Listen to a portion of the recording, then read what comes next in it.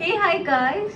Welcome back to our channel. अगर आप इस चैनल पे नए हैं तो बहुत हम्बली रिक्वेस्ट कर रहा हूँ, प्लीज़ हमें सपोर्ट कीजिए और चैनल को सब्सक्राइब कर लीजिए। आज हम आप लोगों के साथ शेयर करने वाले हैं कुछ हमारे एडवेंचर्स और चैलेंजेस जो हम इस नई सिटी में शिफ्ट होने के दौरान हमें बहुत सारे लगे। अपार्ट फ्रॉम दैट, जो न्यूली वेड कपल है और कोई भी नए मेट्रोपॉलिटन सिटी जैसे Hyderabad, Bangalore, anywhere in India, उन्हें क्या क्या चैलेंजेस फेस करने को मिलते हैं और वो उन्हें कैसे इफेक्टिवली फाइनेंशियल प्लानिंग के थ्रू डील कर सकते हैं, वो भी हम आप लोगों को बताएंगे। And here goes our point number 1, which is and it is very important point, which is like जिस प्रकार आपकी फैमिली शादी के लिए एक बजट फिक्स करती है और आप करते हो, उसी प्रकार शादी के जो ये टेन्योर होता है एंगेजमेंट से वेडिंग तक का, उस बीच आपको एक फिक्स्ड अमाउंट इसके लिए भी सेव करना चाहिए। जनरली कपल्स ये मिस कर जाते हैं, even we missed it, but हाँ, बाद में कुछ हैप्पीजेट डिसीजन ना लेना पड़े, इससे बेटर ये होगा कि आप कुछ भी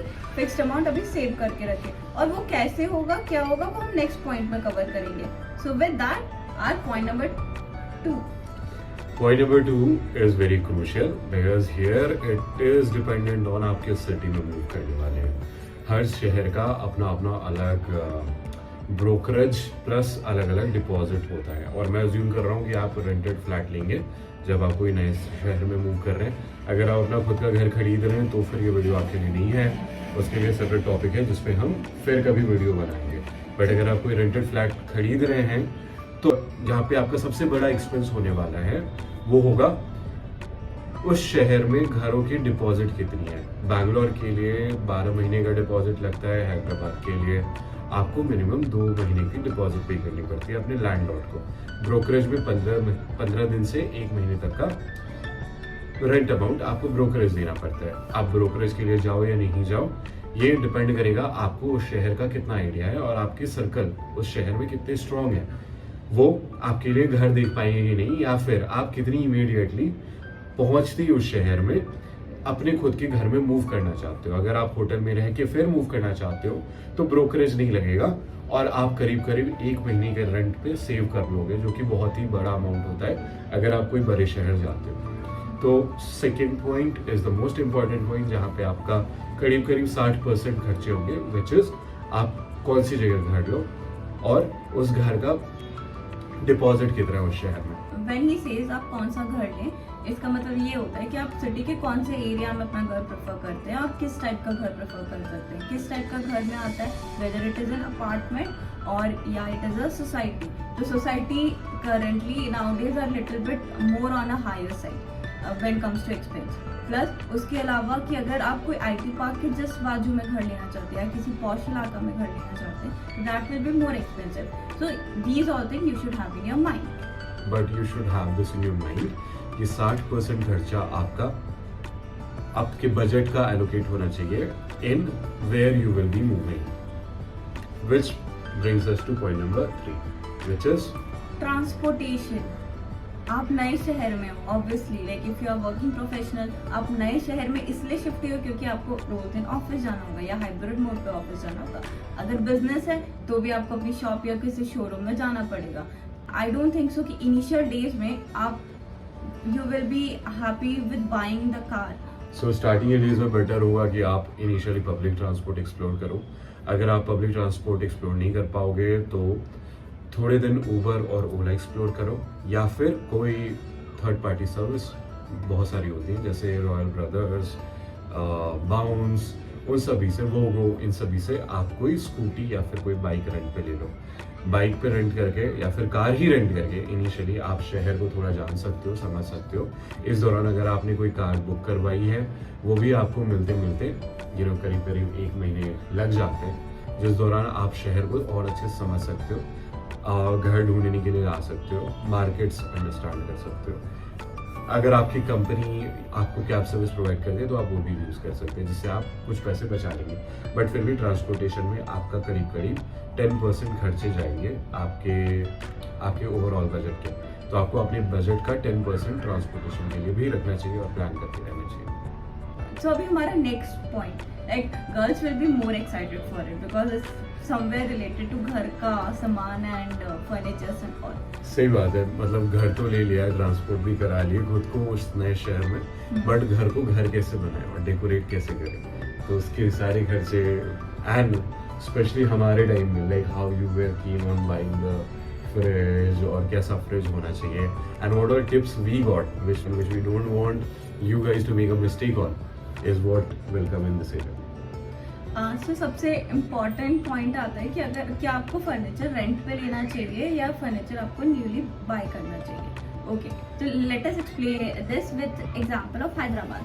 तो अगर आपको नया फर्नीचर लेना है तो नए फर्नीचर आप कैसी जगह पे ले सकते हैं, लेकिन फॉर एग्जांपल यहाँ पे आइकिया है, IKEA generally compare to other market थोड़ा चीपर रेट में आपको फर्नीचर प्रोवाइड कर सकते हैं, या तो आप ऑनलाइन अमेजोन वगैरह पे देख सकते हैं। तो वहाँ पे भी, क्योंकि हमने खूब सारा सामान आइकिया और ऑनलाइन लिया था इनिशियल डेज में, and it has help us to save a lot of money. तो हमने बहुत सारी कॉस्ट सेविंग करी थी, and this is our most important advice to you based on our experience. Apart from that, अगर आप rent पे लेना चाहते हो तो देयर आर फ्यू ऑर्गेनाइजेशंस और कंपनीज लाइक रेंटोमोजो, फर्डलेंको, आप इन दो वेबसाइट को चेक करो अगर आप रेंट पे फर्नीचर लेना चाहते हो। पर हमारा पर्सनल सजेशन, और ये हमने बाकियों से भी सुना है, जो हम आपके साथ शेयर करना चाहते हैं, वो ये है कि रेंट पे सामान मत लो। एग्जाम्पल के लिए बताता हूँ, अगर आप टीवी रेंट पे लोगे तो पर मंथ रेंट टीवी का आपका पड़ेगा अराउंड 250 रुपीज़, जिसमें आप 32 इंच का कोई तो वन प्लस का या रेडमी का टीवी लोगे। अगर आप 1 साल के लिए रखते हो तो वो 250 रुपीज़ करीब 3,000-4,500 हज़ार हो जाता है। उतने में आप आराम से वो टीवी अफोर्ड कर सकते हो, by just paying an additional year का रेंट। वो टीवी आपका अपना खुद का हो जाएगा। तो why to buy it on rent, why don't get it your own. और अब इसके साथ हमारे 3-4 personal tips. First of all, हम फ्रिज लेने में जल्दी करते हैं और तब हमें लगता है कि वी आर 2 पीपल होंगी तो एक सिंगल डोर का फ्रिज ले लो, but there are few disadvantage of buying a single door fridge. So we prefer कि आप डबल डोर फ्रिज ही लो, सिंगल डोर फ्रिज मत लो। सेकेंड पॉइंट, अगर आप हैदराबाद में और आपको सेकेंड हैंड फर्नीचर चाहिए तो you can go to Nampally market, और जो कि बहुत ही रीजनेबल रेट्स पे आपको अच्छे, इवन सेकेंड हैंड ही नहीं, नए भी आपके टेबल्स और ऑफिस के फर्नीचर्स आप खरीद सकते हो, आप अच्छे से खरीद सकते हो। थर्ड पॉइंट, अगर आपको वाटर चाहिए तो इंस्टेड ऑफ हैविंग वो 30 लीटर्स का बिस्लरी, एक्वा और किनले का पूरा पैक और कैन, आप क्या कर सकते हो, you can buy rental subscriptions of Live Pure। Live Pure को आप चेक करो, they actually give you a subscription। केवल करीब 2,000 रुपए में आपके घर आकर के एक बंदा पूरा सेटअप करके चला जाता है, और जैसे जैसे आपके खर्चे होंगे पानी के, आप पर मंथ सब्सक्रिप्शन 300 रुपए का लेकर के या 400 रुपए का मंथली सब्सक्रिप्शन लेकर के पानी में पैसे बचा सकते हो। तो लिव प्योर के सब्सक्रिप्शन से हमें क्या फायदा हुआ कि हमारा पहला पानी का बजट आता था 900, क्योंकि हम बिस्लरी के कैन लेते थे और हमें वाटर के साथ कोई भी कॉम्प्रोमाइज नहीं चाहिए था। Then we subscribe to this thing, और हमारा अप्रॉक्स पर मंथ 450 सेव हो रहा है।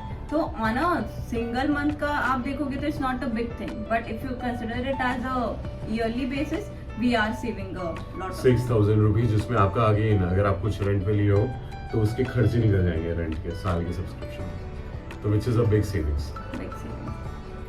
एंड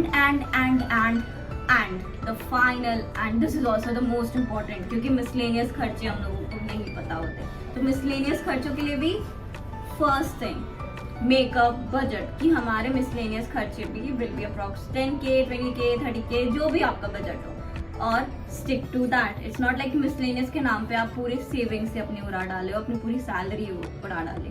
तो मिसलेनियस में क्या क्या होता है मैं बता दूं। मिसलेनियस में सबसे बड़ा खर्चा जो हमारा हुआ था initially right on the first day was transportation का। बहुत सारा सामान आप लेकर के आना चाहते हो और आपको नहीं पता होता कि कैसे लेके जाए, तो अक्सर क्या करोगे ना, आप एयरपोर्ट पे ज़्यादा सामान लेकर के आ जाओगे और वहाँ पे आपको चार्जेस पे करने पड़ जाएंगे, जो कि काफ़ी हाई हो सकता है।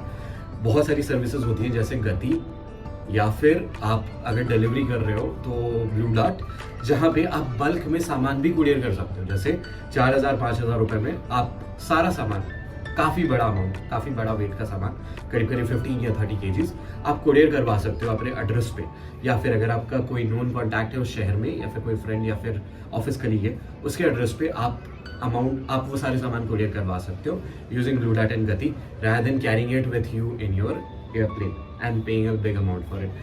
That will give you a lot of leverage on doing other things with that money while setting up your house. And second और भी आते हैं ऑप्शन, जैसे जिम हो गया, एंड अगर आप लोगों को कुछ अपना हॉबी परस्यू करना है तो आप उसकी भी क्लासेस वगैरह लेंगे.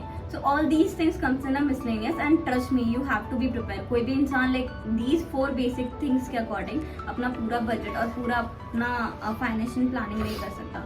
So have a sufficient chunk of money for this miscellaneous, but do stick to your budget, what you are making. So to summarize, it's in this video what we tried to present was what all you should be planning for to set up your own house after marriage.